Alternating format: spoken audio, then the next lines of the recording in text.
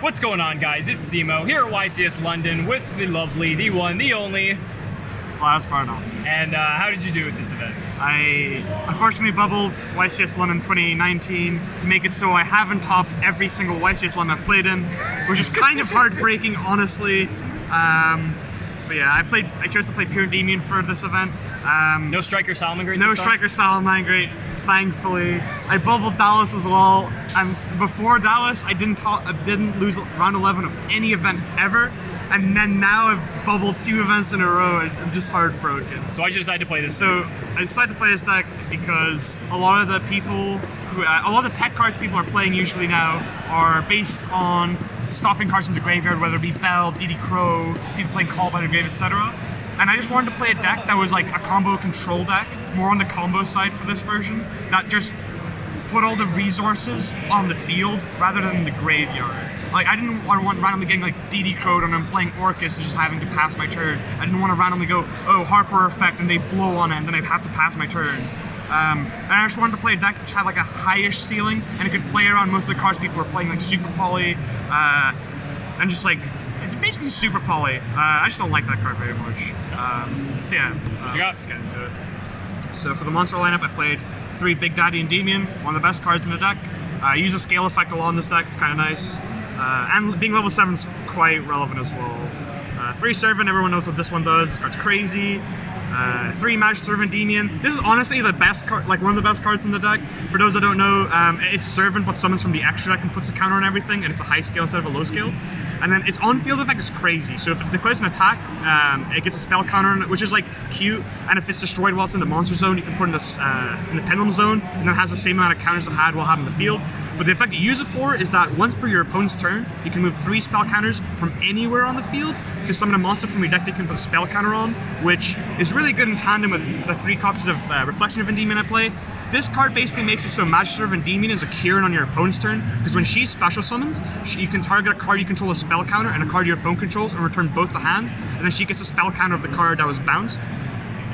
And also her scale effect is really good. She's just Servant but summons from hand instead, and she's also a low scale. She's just like, this engine was just so strong. It just like meant that you could like beat Colossus or like Sunlight Wolf or whatever just by bouncing their cards, making Boral Sword, and just like attacking for game. These cards are like definitely good. Like, I would definitely never cut any of these. These were so good. And then that's all the Endymion monsters I played.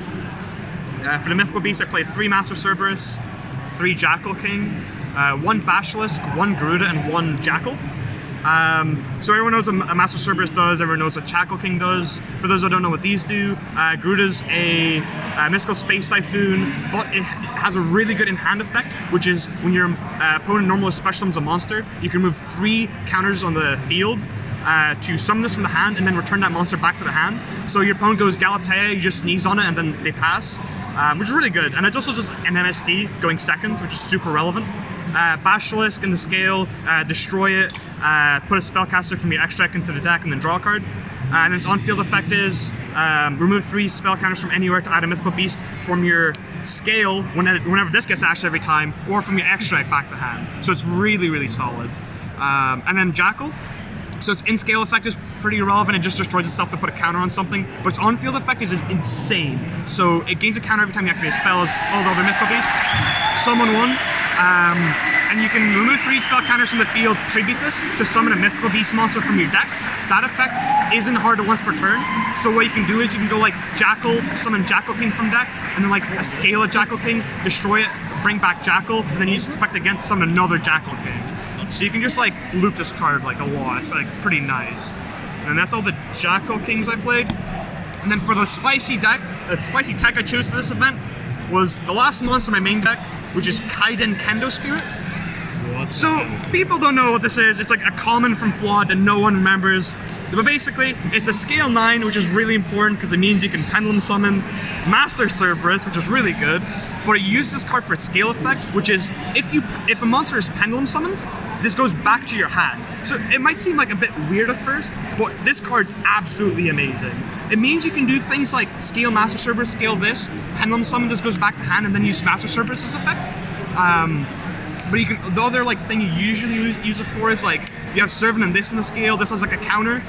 You Pendulum Summon, this goes back to hand. You activate it again, this has another counter. You Electromite pop it, and then that's instantly 3 counters for Servant. Or like any of the Endymion monsters. This card was just insane. And the only reason you play one of this is because you can just search it off Electromite if you haven't Pendulum Summoned yet. Otherwise, you just hard draw into it because you just play a lot of draw spells. This card was just insane. And then for spells, 3 copies of Spicy Rhoda. 3 more copies of Spicy Rhoda. So this card, everyone just read this card. Each time a mythical beast is destroyed, it puts 2 spell counters on itself, and then you can remove any number of spell counters on the field to add a monster from your deck or extra deck with the same level as the counters you removed. This effect's not a hard once per turn, so if you have multiple copies on the field, you can just search 3 times, which is just crazy. And it also has a protection effect where you just like remove a counter from it to prevent from destruction. And then I played 2 of the Magical Citadel and 1 Terraforming. This card's pretty important just for the spell counter like base strategy. Just because it just like lets you resolve Servant without needing to like activate 3 spells while Servant's on the field. You can just cheat it out by using this, or like Magister or Reflection or whatever.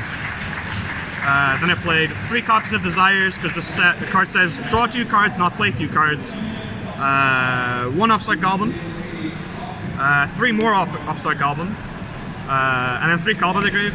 I just chose to like max out on like all these. I'd play 3 Upstart if I could and just not play this at all. But the ideal hand you want to draw with this deck is like one of the Endymions and just like a bunch of just ways to draw cards, just like the spell cards to do things. And then like you don't really need your Pendulum Summon as well, so it doesn't really matter if you activate these before your Pendulum Summon, after your Pendulum Summon, if you draw them off Electromite or not, it doesn't really matter too much. That's my deck. It was 41 cards because Raphael Nevin told me so. Shout outs to him. Tokens. This is for one day to be or me, obviously. Then I played in the extra deck 1 IP Masquerena. This is the best card in the extra deck, not this one. This card lets you do funny things with Absolute Dragon, summoning Vortex on their turn and bouncing something. It's pretty cool. 1 Electromite, obviously, because Pendulum. 1 Nightmare Phoenix. 1 Unicorn, just to summon on your opponent's turn with the Roller Skates Girl. 1 Draco Masters at the 10. This card's just really solid. It's just a generic link, 3 points down. Crazy. Yeah, that's the only reason to use it. Then 1 Avermax, because you can make it with Ip and protect Sloth from being attacked over against Orcus, because they can go like Grepher send Grepher send Nightmare, then Nightmare boosts the Grepher up to whatever 25, and then they just attack over Sloth, and that's really lame. So this just prevents that.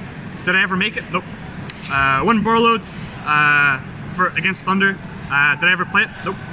Boral Sword. This is to kill them, I guess. Appaloosa.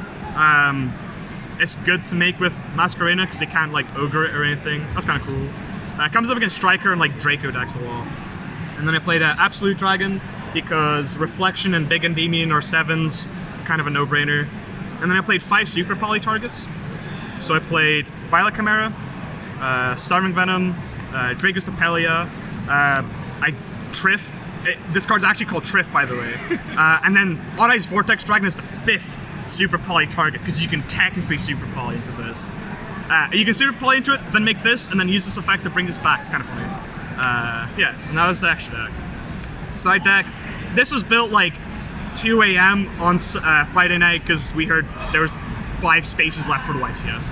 So 3 Pankratops, 2 Nibiru, Sloth, Triple Super Poly, Dark Roller no more. The 2 ofs are because of siding patterns. 1 Secret Village, and then 3 Red Reboot. I don't think I'd add anything to the side deck. I don't feel like I was missing anything. I was going back and forth between this and Denko Sekka for a while, but I just decided on this because I forgot why. Oh, them preemptively flipping floodgates, I guess. I like anti-spell or whatever. So yeah, that was my deck. Shoutouts? Shoutouts to Jonas Koschel for helping me with the deck. Same thing with Typhon Bractor. Shoutouts to my team, Team Mambo. We're a meme page that just happens to have a team. Shoutouts to all my friends back at home. Shoutouts to everyone who lent me cards. Billy, Cormac, Icham. Shoutouts to Furman for giving me these crisp American cards. And yeah, that's basically it. Thanks so much, Vlad. Thank you. I love you all.